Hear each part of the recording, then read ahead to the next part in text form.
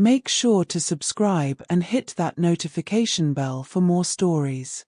I never thought loneliness could feel so loud until that wedding night. The ballroom was dazzling, the chandeliers dripping with crystals that sparkled like 100 tiny suns. Laughter spilled from every corner, the clinking of glasses harmonizing with the string quartet. But there I was, tucked into the farthest table near the edge of the room, a forgotten guest swallowed by the glittering crowd. My dress suddenly felt too tight, my lipstick too bold. Everyone seemed paired, smiling couples twirling under the lights, groups of friends snapping photos, relatives reuniting with hugs. Me! I was just the awkward plus one of no one, a solitary figure pretending to be invisible. I kept checking my phone just to look busy, even though no one had texted. My stomach knotted tighter each time someone's eyes flicked toward me, whispering silently, "She came alone." Then, just as I was about to retreat to the bathroom and hide until the cake cutting, a shadow leaned down behind me. A man's voice, low and urgent, brushed against my ear. "Pretend you're with me." My breath caught in my throat. I turned slightly, catching only a sharp jawline, a dark suit, and eyes that flickered with something between danger and desperation. Before I could even process the words, his hand rested lightly on my chair as though we'd been sitting together all along. And in that instant, every head at the table swiveled toward us. That's when I realized, whoever he was, we weren't pretending for me. If I'd known the night would unravel into secrets, lies, and a choice that could have cost me everything, I might have left the wedding the moment I stepped in. But instead, I sat frozen, forcing a polite smile as this stranger, this man I'd never seen before, slid into the empty seat beside me like he belonged there. "Smile," he murmured without moving his lips, still angled toward the table. I did. I didn't know why, but I obeyed. Maybe it was the steel in his tone, or maybe it was the fact that his presence felt protective. But my heart raced so violently I thought someone across the table would hear it pounding. The others nodded, lifted glasses, and carried on, but I could feel it, the weight of eyes watching us. Not the warm gaze of strangers admiring a couple, but sharp, calculating eyes that seemed to assess, to judge.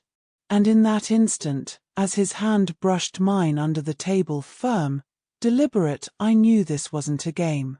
I wasn't pretending to save myself from embarrassment. I was pretending to survive. I tried to steady my breathing, but every nerve in my body betrayed me. My pulse hammered in my throat, and my palms dampened against the silk of my dress. The stranger's hand lingered near mine beneath the table, close enough that I could feel his warmth, but not quite touching anymore. Still, the memory of that brief contact clung to my skin like a warning. I wanted to ask, "Who are you?" But his sharp, unyielding eyes silenced me. They were the kind of eyes that carried too much danger, too much urgency, too much knowledge. Instead, I forced my lips into what I hoped passed as a casual smile, trying not to look like a rabbit cornered by a fox. "Don't react," he muttered, sipping from a champagne glass someone had just placed before him. "They're still watching." "They." I followed his gaze discreetly.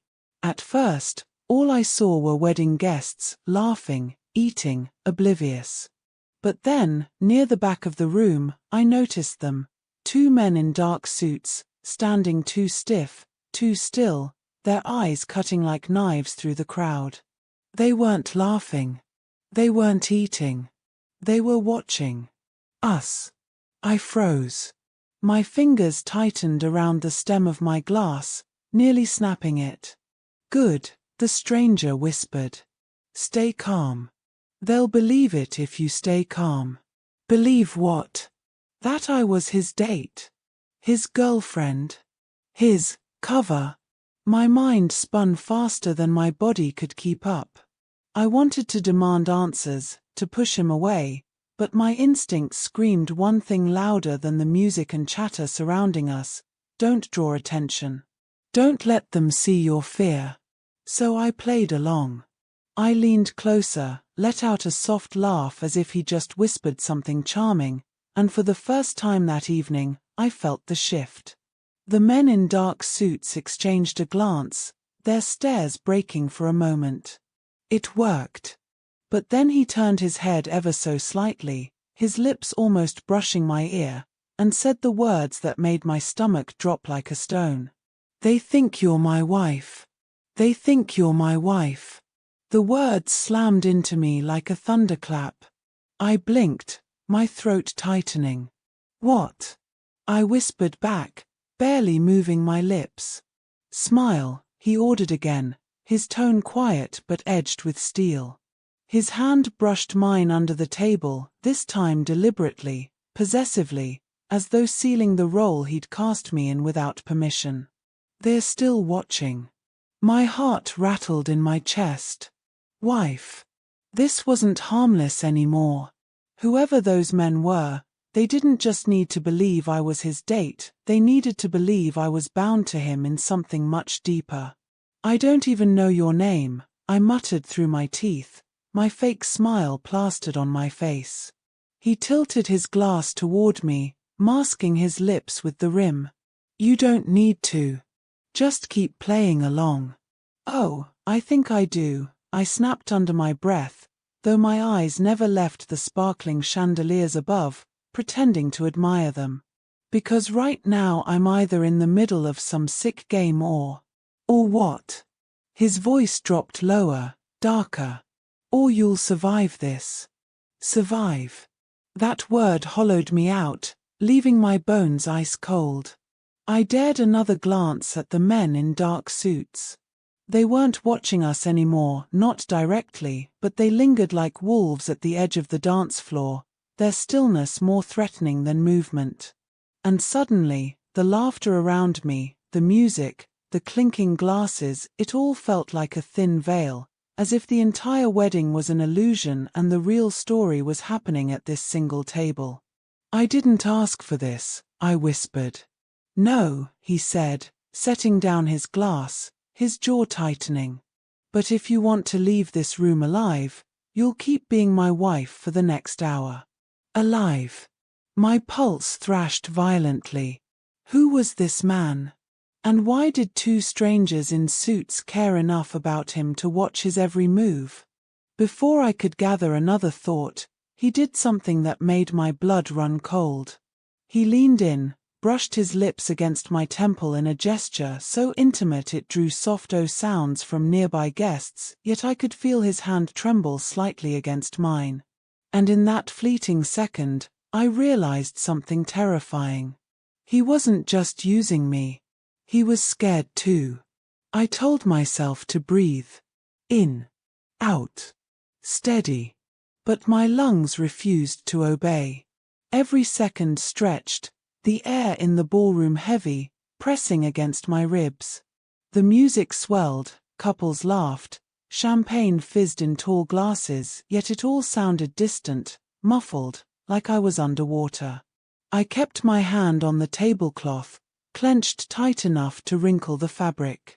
His hand hovered near mine, close enough to claim me, far enough to cage me. Then I saw them move. The two men in suits peeled away from their position at the back of the room. Slowly, casually, like predators circling prey. They didn't head for the buffet. They didn't drift toward the dance floor. They headed for us. "They're coming," I whispered, my lips barely parting. "I know," he said, calm on the outside, but I caught it this time, the faintest flicker in his eyes. Fear. My pulse roared. "You said an hour. It hasn't even been 10 minutes. Then start earning your part." Before I could react, he pushed his chair back slightly, angled his body toward me, and took my hand under the table. Not just a touch, he interlaced our fingers.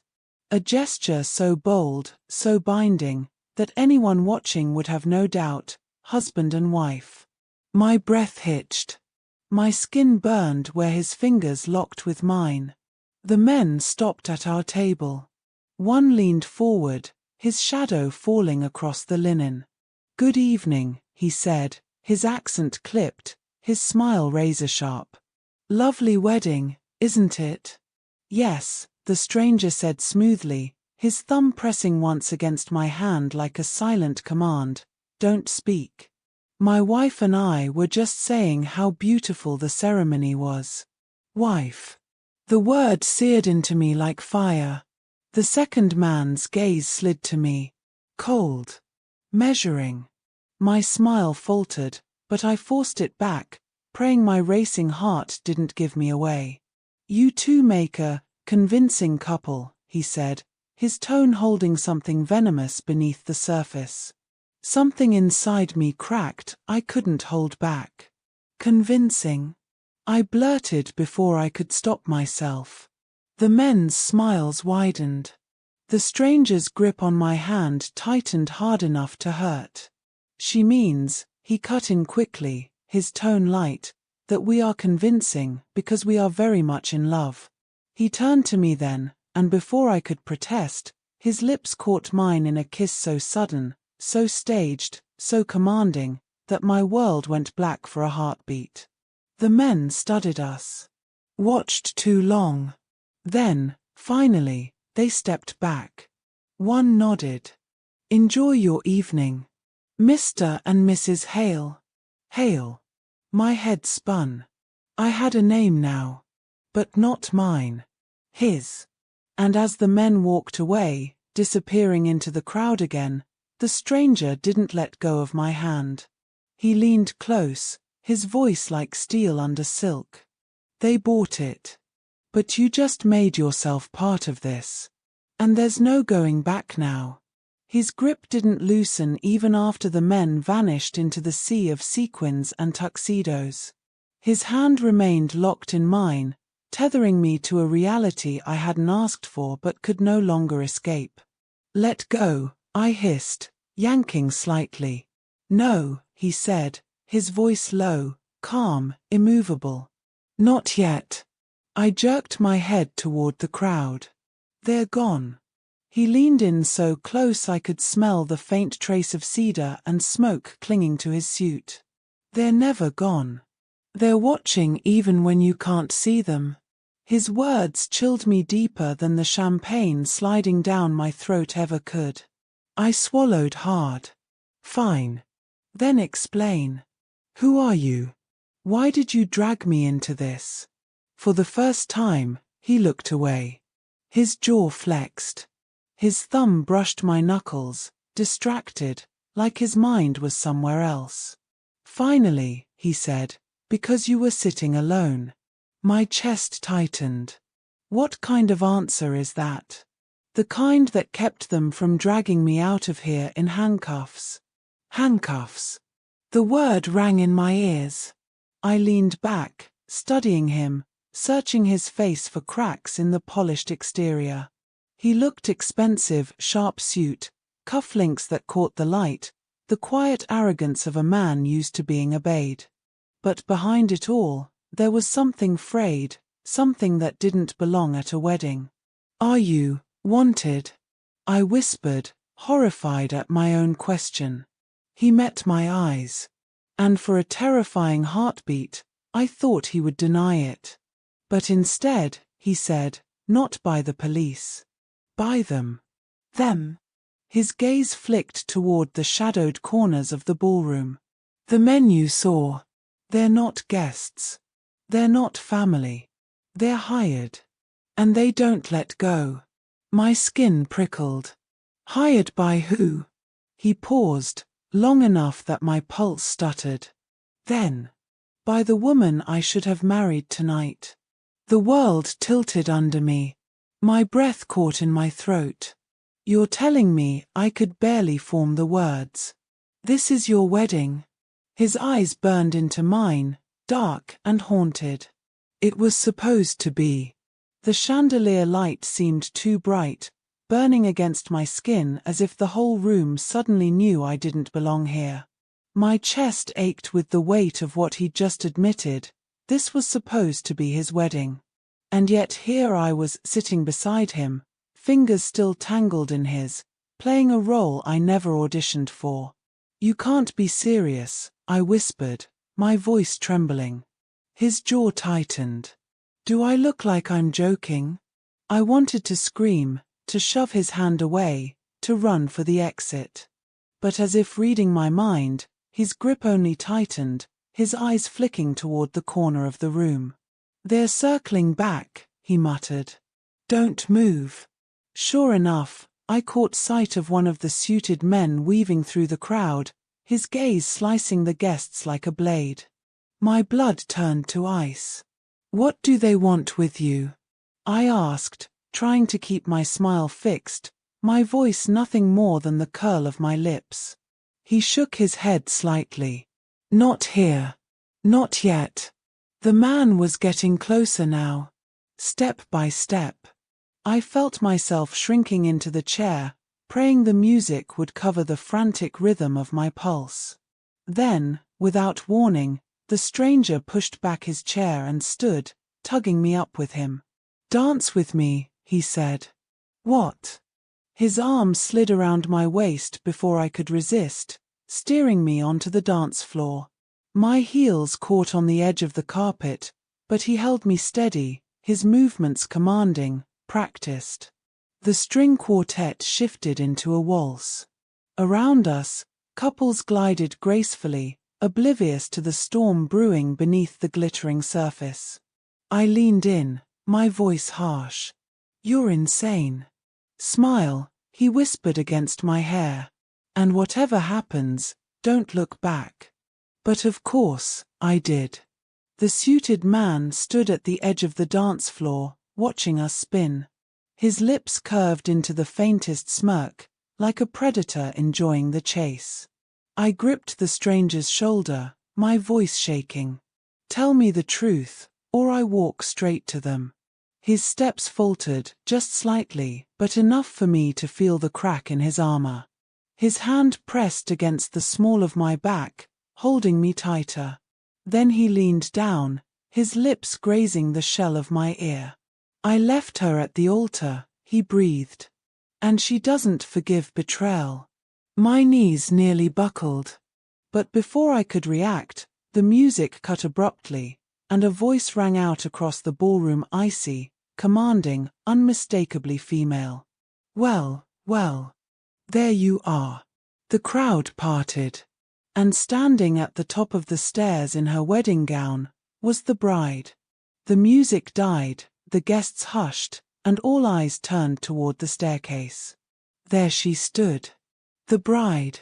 Her gown glittered under the chandelier, a waterfall of satin and lace that should have made her look angelic.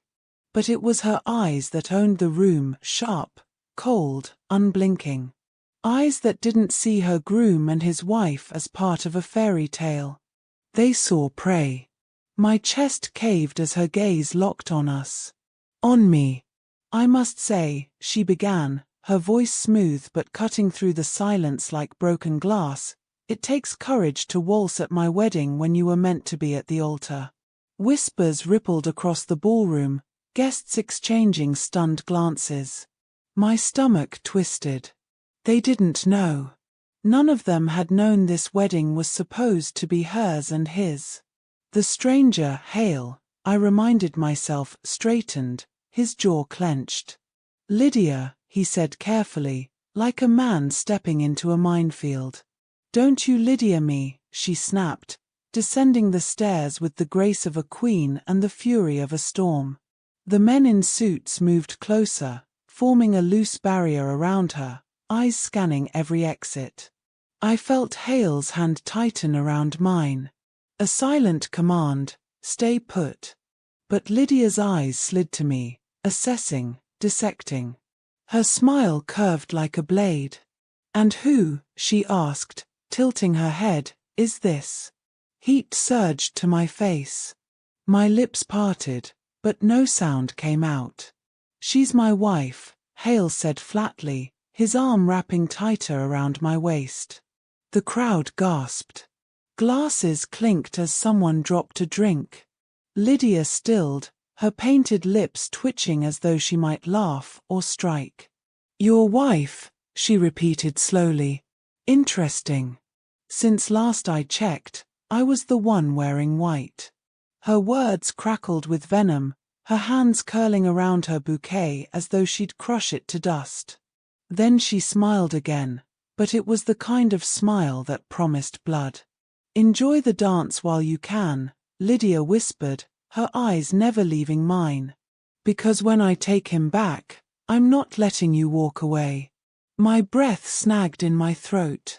Not letting me walk away. The music started again, softer this time, but no one danced. The entire room was suspended in her fury, waiting for the explosion.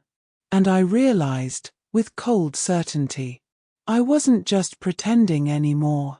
I was standing in the crosshairs of a bride scorned. Lydia's words cut through me like ice, but then, just as quickly as the fury had cracked across her face, she smoothed it away. Her lips curved into a dazzling, practiced smile, the kind meant for cameras and society pages. She glided the rest of the way down the stairs, bouquet in hand, as though nothing had happened. The crowd exhaled in confusion. Nervous laughter rippled. Glasses were lifted again. Music swelled a little louder, as if the string quartet had been instructed to drown the tension with violins. But I felt it. I knew it. Her smile was a mask, and beneath it, she was sharpening knives. My mistake, Lydia said sweetly, stepping onto the dance floor, her gown shimmering with every movement. Her gaze flicked between Hale and me. I wasn't aware my dearest friend here had already tied the knot. Friend. The word hissed through the air like poison. My throat constricted.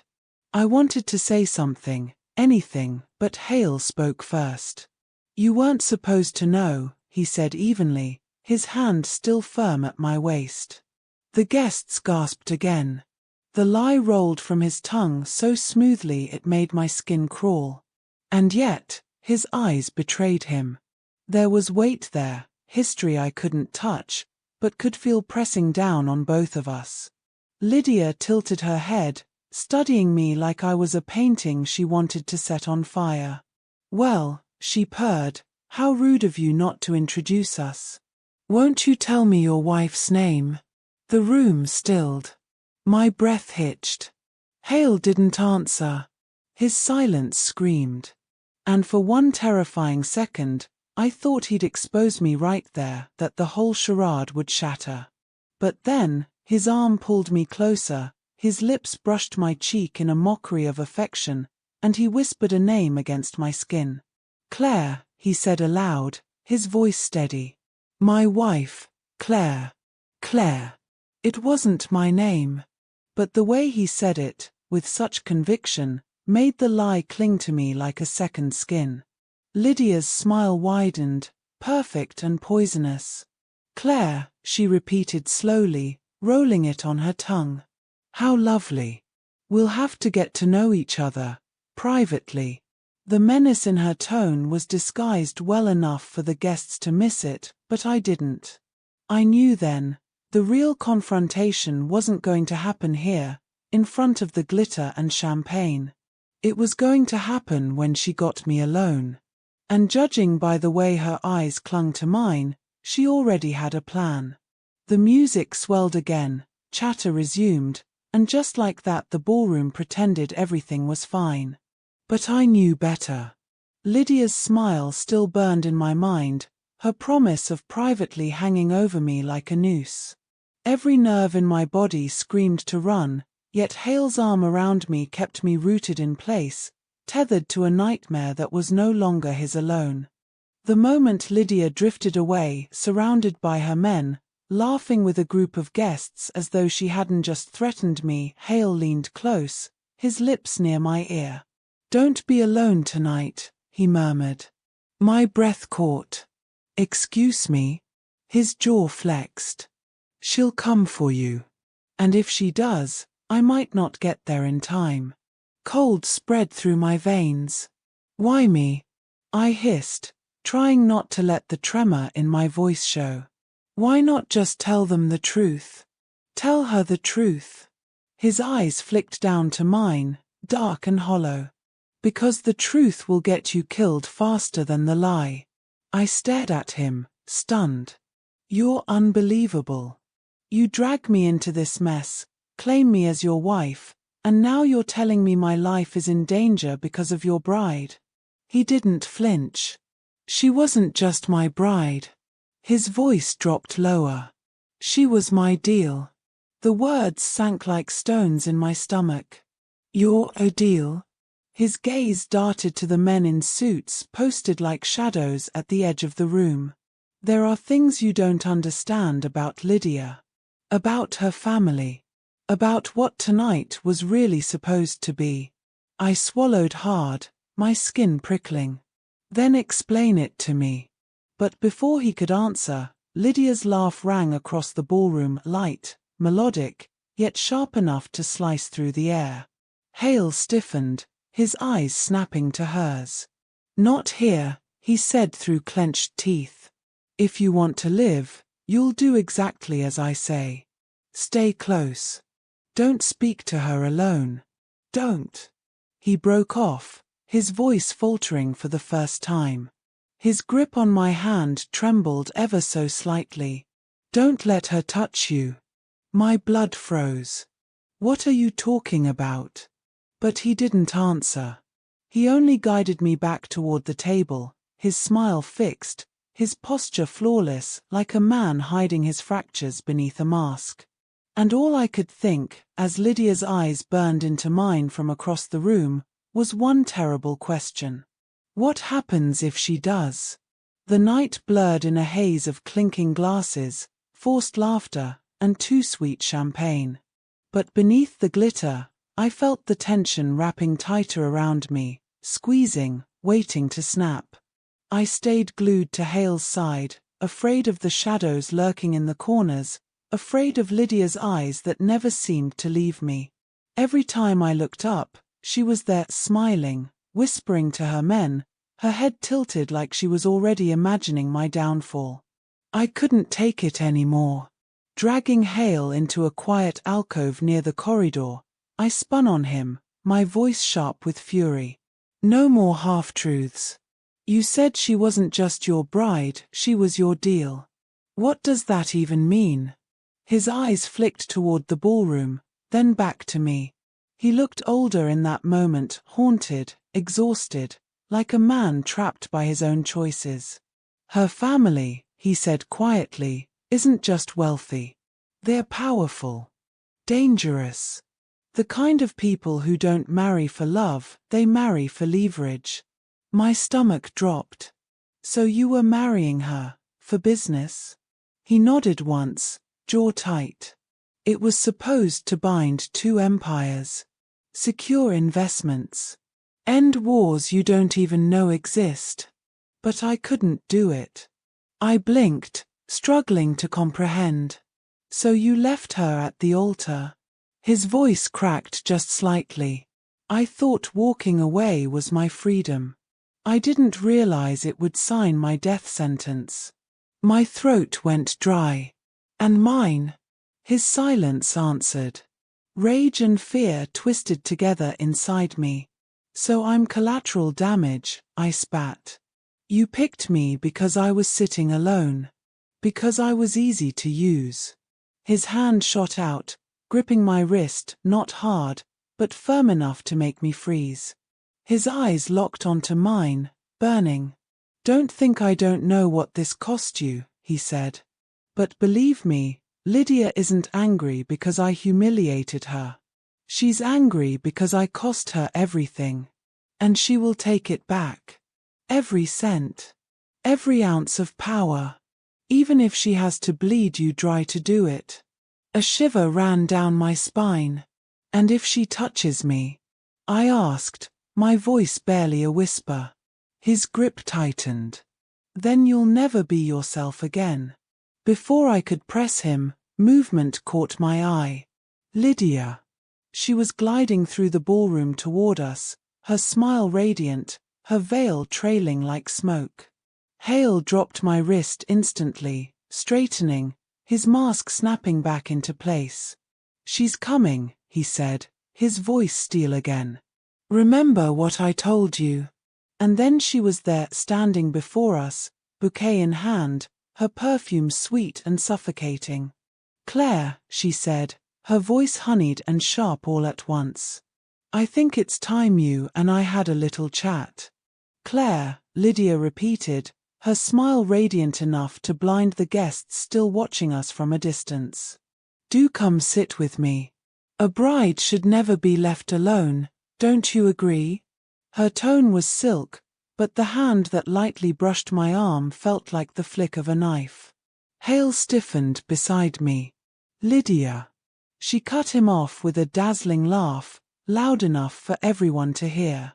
"Oh, don't be cruel. I only want to welcome your wife into the family." Her eyes flicked to mine, sharp as glass. "After all, she's taken my place."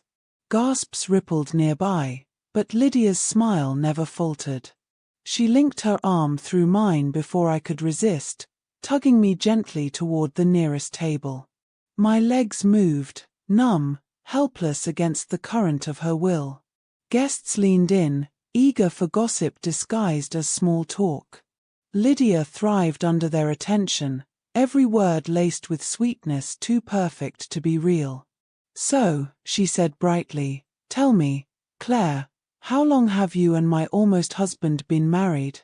My throat closed. I scrambled for words, but Hale's warning echoed in my head, "Don't let her trap you. Don't let her touch you." Still, she was touching me now, her hand warm against mine, her nails pressing lightly into my skin with every feigned gesture of affection. I forced a smile. "Not long." "Not long," she echoed, tilting her head. Her eyes glittered. "Oh, how romantic. A whirlwind love, yes?" The guests around us chuckled, murmuring their approval. But beneath the table, Lydia's nails dug harder, deliberate, a silent promise of pain. "Yes," I whispered. Lydia's smile widened, but her voice dropped, low enough only I could hear. "Funny," she murmured, "he once promised me forever. And now he's hidden behind you." Her grip tightened. I flinched, but forced myself to keep smiling, to keep playing the part. My pulse thundered, my stomach twisted. "Careful, Claire," she whispered sweetly, her lips brushing close to my ear. "You're wearing a crown that doesn't belong to you. And crowns have a way of cutting." She released my hand just as suddenly as she'd taken it, turning back to the guests with a bright laugh. But as she rose gracefully from the table, her eyes met mine one last time. "Come find me later, dear," she said aloud, her voice dripping with sugar. "We'll have a proper woman-to-woman talk." The guests cheered politely, oblivious. But my skin still burned where she'd touched me. And I knew with bone-deep certainty that when Lydia got me alone, she wasn't going to talk. The ballroom air felt heavier with every second Lydia was out of sight. My pulse hammered as if the chandeliers above might shatter and crash down on me. Hale's hand found my arm again, tight, urgent. "Don't go with her," he said, low, almost begging. "You don't know what she's capable of." But that was exactly why I had to go. If I kept hiding behind Hale's warnings, I'd never know where his lies ended and hers began. I'd be a pawn, shuffled between them. And I refused to live like that. So when I slipped quietly from the ballroom, no one noticed. No one but Lydia. She was waiting. Of course she was. At the end of the corridor, framed by the golden glow of candelabras, her veil cascading like a ghost's shroud. "Good girl," she purred, her voice echoing against the marble walls. "I knew you'd come." The door beside her creaked open. She gestured inside with the grace of a queen inviting a subject to kneel. My body screamed to turn back, but my feet carried me in. The room was smaller, dimmer, lined with mirrors that caught the candlelight and scattered it into fractured reflections of us both. The door shut behind me with a deliberate click. And then Lydia dropped the act. Her smile melted, leaving something sharp and feral. "Do you know what he told you, Claire? That I'm dangerous. That I'm vengeful. That I wanted him for power, not love." I swallowed hard. Yes. Her laugh was soft, brittle. How convenient. He always was good at painting himself the victim. She stepped closer, and the mirrors seemed to close in. "But did he tell you how he got his empire? How many women wore my shoes before me, discarded, ruined, left to rot once he'd taken what he needed?" My breath caught. She leaned so close I could see the glint of tears, or maybe madness, in her eyes. "You're not the first, Claire. You're just the newest. And when he's finished, you'll be begging to be forgotten." Her words sliced through me, but the worst part was the way they fit. Perfectly. Because deep down, hadn't I wondered the same thing? Why me? Why a stranger sitting alone at a wedding? My voice came out ragged. "Why should I believe you?" Her smile returned, slow and venomous. "Because, darling," she reached into her bouquet and pulled out something small, metallic, gleaming in the candlelight. A flash drive. She pressed it into my palm, closing my fingers around it like sealing a deal. "The proof is right here." The weight of it burned through my skin. And for the first time since meeting Hale, I realized I might not just be caught between two liars. I might already be too deep to escape either one. The flash drive felt heavier than steel, like it could drag me through the floor. Lydia's eyes glittered as she released me, as if she just planted a seed that would bloom into my destruction. "Don't look so frightened," she whispered, her voice dripping with false sweetness. "Truth is liberating, even when it breaks you." Before I could answer, the door creaked again. "Hale." He burst in, chest heaving, eyes wild. Relief and fury collided on his face the second he saw me clutching the silver drive. "Claire," he rasped, his gaze flicking between me and Lydia. "Don't. Whatever she gave you, don't touch it." Lydia laughed softly, the sound like shattering glass. "Too late, darling. She's already holding your sins in her hands." My heart pounded so loud I thought they'd hear it. My fingers closed tighter around the device. "What's on it?"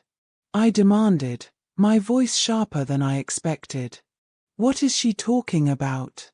Neither of them answered. Instead, they stared at each other, years of betrayal sparking between them, using me as the battleground. Finally, Hale turned to me. His eyes softened, desperate, pleading. "You have to trust me," he said. "Give it to me, Claire. I'll destroy it." My breath caught. "Destroy it? You don't even want me to see it." "Because it's poison," he shot back. "She's trying to trap you. To turn you against me." But Lydia only tilted her head, her smile cruel. "Or maybe," she purred, "I'm trying to set you free." The room spun. My hand shook, the flash drive biting into my palm. Two voices. Two truths. Two traps. And me standing on the edge, knowing whichever choice I made, I could never go back. The weight of the flash drive seemed to pulse in my palm, like it had a heartbeat of its own. Both of them were staring at me, Hale, tense and desperate, Lydia, smug and watchful. I knew one thing for certain: whoever I handed it to, I would lose. So I didn't hand it to anyone. I forced a shaky smile, trying to sound small, submissive. "Hale's right," I whispered, lowering my eyes. "This isn't mine to hold." Relief flickered across his face, and he reached for my hand. But at the last second, I slipped the drive into my sleeve, tucking it against my wrist. My empty fingers opened, showing nothing. "See," I murmured. "It's gone." Hale exhaled, his shoulders loosening. Lydia's smile sharpened, like she could see the lie but chose to savor it. "Good girl," Hale whispered, pulling me close. "You don't know how dangerous she is." But as his arms closed around me, shielding me, I felt Lydia's gaze burn into my back. She knew. And I knew she knew.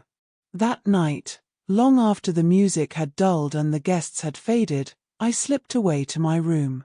My hands shook as I pulled the flash drive from where I'd hidden it inside my dress lining. I set it on the vanity before me. Small. Harmless looking. But carrying the power to unravel everything. My reflection in the mirror looked like a stranger, wide-eyed, pale, caught between two worlds. One click, and I'd know the truth. But what if the truth was worse than both their lies? My fingers hovered over the laptop on the desk, trembling. And then, a knock at my door. 3 sharp taps. I froze. And from the other side, a voice. Low. Smooth. Unfamiliar. "Miss Claire, it's time you heard the story from me." The knock rattled my bones. 3 sharp taps. Not Hale's frantic pounding, not Lydia's honeyed knock. Something colder. Calculated. I pressed my palm against the flash drive, instinct screaming at me to hide it. "Who's there?" My voice came out small. A pause. Then the voice again, male, smooth, patient. "Someone who's been watching you, and waiting for the right moment." My blood turned to ice.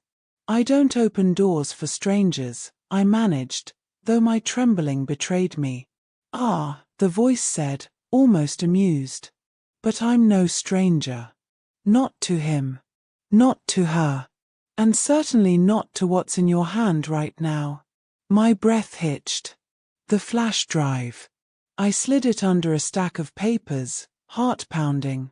"You've got the wrong person." Silence. Then a soft chuckle. "If that were true, Claire, I wouldn't know your name." The doorknob turned slowly, deliberately, though the lock held. Metal scraped faintly, like tools against it. He was trying to pick it open. Panic clawed up my throat. Whoever this was, he wasn't here to talk, he was here to take. I backed away, clutching the laptop to my chest. "Open up," he murmured, almost coaxing now. "You deserve the truth. They've fed you lies, both of them. But me, I'll give you proof." I froze, torn. Because as much as every instinct screamed danger, a small, poisoned part of me wanted to hear him. Wanted to know what neither Hale nor Lydia dared to tell me. The lock clicked. The knob began to turn. And in that split second, I had to decide. Do I face the stranger and risk everything, or hide, and lose the one chance to know the truth? The lock clicked again. Louder. Clearer. He was seconds away from breaking in. My heart hammered so violently I thought it would burst. My eyes darted across the room, desperate for an exit. The window. 2nd floor. Dangerous, but less dangerous than staying. I shoved the laptop into my bag, the flash drive tucked deep inside, and raced to the window. Fingers fumbling, I yanked it open, the night air rushing in like a gasp. Behind me, the door creaked. The knob turned slowly, deliberately. "Claire," the voice was calm. Too calm. "Don't make me come in there. You won't like what happens if I have to." My throat tightened. I swung one leg over the sill, then the other, the ground below spinning in dizzying shadows. And then the lock snapped. The door swung open. I didn't look back. Couldn't. I pushed off, dropping into the night. The impact jolted through me, pain flashing up my ankle, but I bit down a scream and scrambled to my feet. Above, a figure loomed in the window, tall, broad-shouldered, face lost in shadow. He didn't shout, didn't chase. He just stood there, watching. And then, in one slow, deliberate motion, he lifted a finger to his lips. Shish. I stumbled back into the darkness, my breath ragged, clutching the bag tight to my chest. Whoever he was, he didn't need to catch me tonight. Because he already knew where I was, who I was, what I had. And that meant sooner or later, he would come again. By the time I staggered back into the dim corridors of the estate, my lungs burned and my ankle throbbed with every step. But I didn't stop. I couldn't. Not for Hale. Not this time. If the stranger in the window had ties to either of them, Hale would bury the truth. I knew that now. But Lydia, for all her venom, she had given me the flash drive. She wanted me alive long enough to see what was inside. And that made her the only person I could risk approaching. I found her in the winter garden, a glass house dripping with moonlight and silence. She was seated on a wrought iron bench, veil discarded, the edges of her silk gown trailing across the stone floor like spilled milk. "You shouldn't be here," she said without looking up, her voice too calm, too knowing. "Not unless you're ready to bleed." "I was almost killed tonight," I blurted, my voice shaking. "A man came for me. Tall, broad. He knew my name." Her head tilted slowly, her smile curving like a blade. "Did he now?" I swallowed. "Don't play games. You didn't send him?" Her laughter rang through the glass house, soft and brittle, echoing off the panes. "Oh, darling. If I wanted you gone, you'd already be a memory." She rose, graceful, predatory, her perfume sharp in the cool night air. "No, that wasn't me." Her eyes narrowed, sharper now. "Which means he's one of his." My blood ran cold. "Hale's." She leaned close, lips brushing my ear. "Tell me exactly what he said." My voice faltered, trembling. "He told me I wouldn't like what happens if he had to come in." Her expression darkened, something flickering in her eyes, fear, maybe, but masked quickly. She took my hand suddenly, fingers icy. "Listen to me, Claire. Whatever's on that drive, you can't show it to him. Not yet. Not ever." Her grip tightened until it hurt. "Because if you do, you won't live to see what it reveals." The glass panes shuddered then, a faint sound from outside. A footstep. A shadow. Both of us froze. Because maybe the stranger hadn't left after all. The glass house shuddered again. A pane trembled as if something brushed against it from outside. I spun, heart in my throat. But the garden beyond was nothing but silvered leaves and twisting branches in the moonlight. "Don't," Lydia hissed, yanking me back by the wrist. Her nails bit into my skin. "Don't you dare move." Her eyes scanned the darkness, sharp and calculating. For once, there was no smugness in her face, only wariness. "He's watching," she whispered. I swallowed hard. "How do you know?" Her gaze flicked to the far corner of the glasshouse, where condensation fogged the pane. A faint circle, perfectly drawn, marred the mist as if someone's breath had pressed there moments ago. Too fresh. Too deliberate. My stomach lurched. "He's not gone," Lydia murmured. "And if he wanted to strike, he would have already." "No, he's playing with us." The weight of the flash drive in my bag pressed harder, heavier. It was the reason he'd come. The reason he lingered. "You said he's one of Hale's," I whispered. "But how can you be sure?" Her grip on me loosened. For a flicker of a moment, Lydia's mask cracked, her voice low, trembling just enough to betray what she never wanted me to see. "Because I've seen him before," she said. "In the shadows behind Hale. Always watching. Never speaking. And Hale swore he didn't exist." A shiver crawled down my spine. "So, what is he? A bodyguard?" Her eyes snapped to mine. "No. Something worse." We stood frozen, two women bound by fear, the silence pressing in around us. And then, just as suddenly as it began, the presence outside seemed to lift.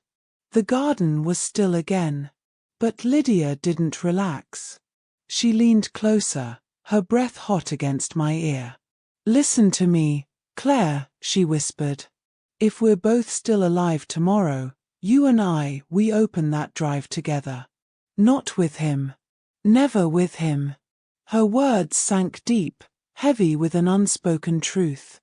The enemy wasn't just her. Or Hale. It was the shadow that haunted them both. I didn't make it 3 steps from the glasshouse before a hand clamped around my arm. Hale. His face was shadowed, his jaw clenched tight enough to crack. His eyes flicked past me, to where Lydia lingered inside the glasshouse, her figure bathed in moonlight like a ghost. "What were you doing with her?" His voice was low, controlled, but shaking with barely leashed rage. My throat tightened. "She found me." "I didn't." "Don't lie to me." His grip tightened, pain shooting up my arm. "She's poison, Claire. You think she's helping you?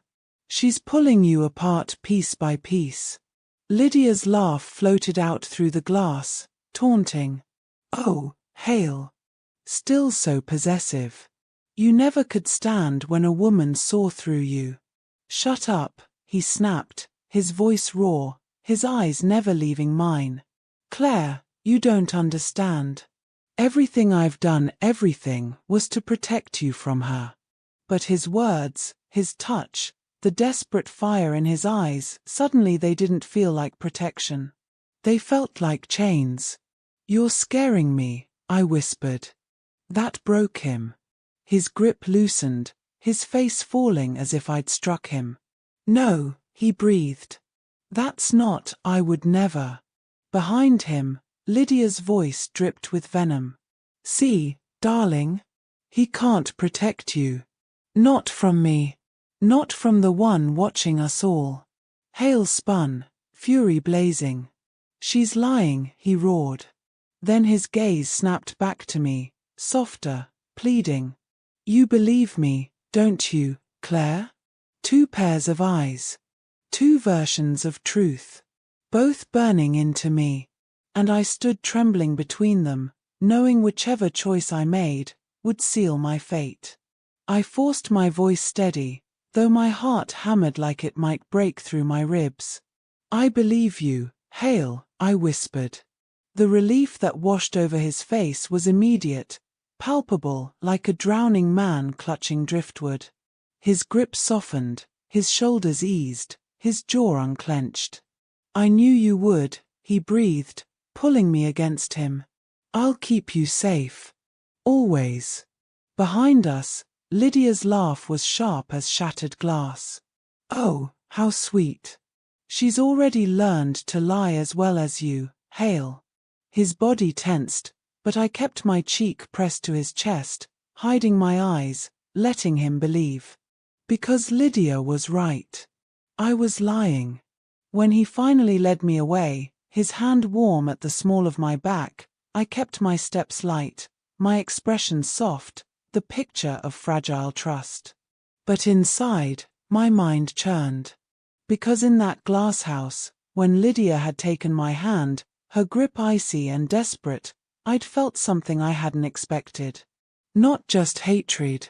Not just rivalry. Fear. And fear doesn't lie.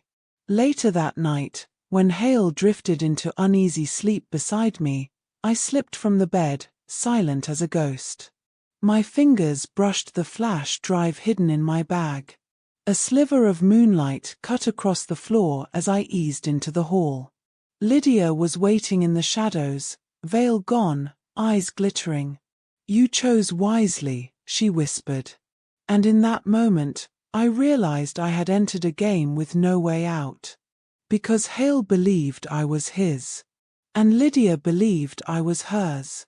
But when the truth came out, when the drive finally opened, someone would have to bleed. The mansion was silent, its walls holding their breath as Lydia and I slipped into the old study. She lit only one lamp, the glow slicing through dust and shadows. "Do it," she whispered, sliding her laptop toward me. My fingers shook as I slotted the flash drive into place. The screen flickered, hummed, then bloomed with folders, hundreds of them, labeled only with dates. "Click 1, Lydia urged. I did. A video filled the screen. Hale. Younger, but unmistakable. Standing in a dark room, speaking to men in suits. Their faces were blurred, but the words weren't. "Everything must look like an accident," Hale said coldly.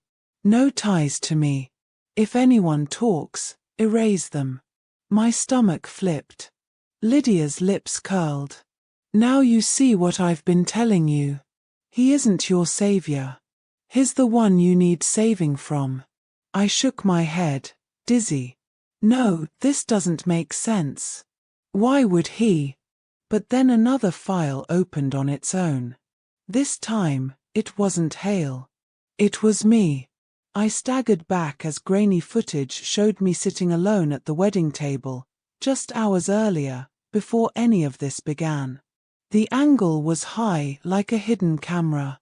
And then, in the video, a man's voice whispered into my ear, "Pretend you're with me." The screen went black. I couldn't breathe. "Lydia, how is there footage of me from tonight?" Her smile was sharp and secretive. "Because someone has been watching you longer than you know." The study door creaked. We both froze. Hale stood there, eyes blazing, a gun in his hand. For a heartbeat, the world tilted. Hale framed in the doorway, Lydia clutching my arm, the laptop still glowing with damning secrets. "You went through it," Hale said softly, almost mournfully. "Claire, why?" "The gun didn't waver," Lydia hissed, "because she finally sees you for the monster you are." But Hale's eyes never left mine. And in them, I didn't see a monster. I saw devastation. Fear. "Claire," he whispered. "You think I planted that camera? You think I wanted you dragged into this? No. You were marked long before I met you. That stranger, he isn't on my side. Or hers. He's the one pulling every string." The study window rattled violently. Glass shattered. And then he was there, stepping out of the night like he'd been born from shadow. The man from the wedding. Tall. Ageless. His smile cold as steel. "I did warn you, didn't I?" His voice was calm, chillingly familiar. "Pretend you're with me." Both Hale and Lydia stiffened like prey caught in a snare. Because in that moment, I realized something neither of them had dared to say. This wasn't their game. It was his. And I was the piece he'd chosen from the start. The man's presence filled the study like smoke, thick and suffocating. Hale's gun faltered. Lydia's grip on me trembled. For the first time, neither of them seemed powerful. Only him. The stranger's gaze slid to me, unhurried, as though I was the only one in the room who mattered. "You want to know why you?" His voice was velvet laced with knives. "Because you've always been mine. Long before tonight. Long before Hale or Lydia ever touched your life." My knees threatened to buckle. "I don't even know you." He chuckled low. "Oh, you do. You just don't remember." He reached into his coat and tossed something onto the desk. A photograph, its edges worn. My breath caught. It was me. Younger. Maybe 6 years old. Smiling, missing front teeth. And standing behind me, his hand on my shoulder, was him. The room spun. My mouth went dry. Hale's voice cracked. Don't listen to him. Claire, he's twisting you. But the stranger only leaned closer, his eyes like black oceans. You were chosen because you are the only one who can end this, he murmured. Or ignite it. Lydia's voice was sharp with terror. She doesn't belong to you. He smiled, the kind of smile that freezes blood. She always did. Then he bent, close enough that I felt his breath on my ear, echoing that first whisper that had set everything in motion. Pretend you're with me. No, Claire. His words cut the air, final and devastating. You are with me. The lamp flickered. The laptop screen went black. And the world I thought I knew ended.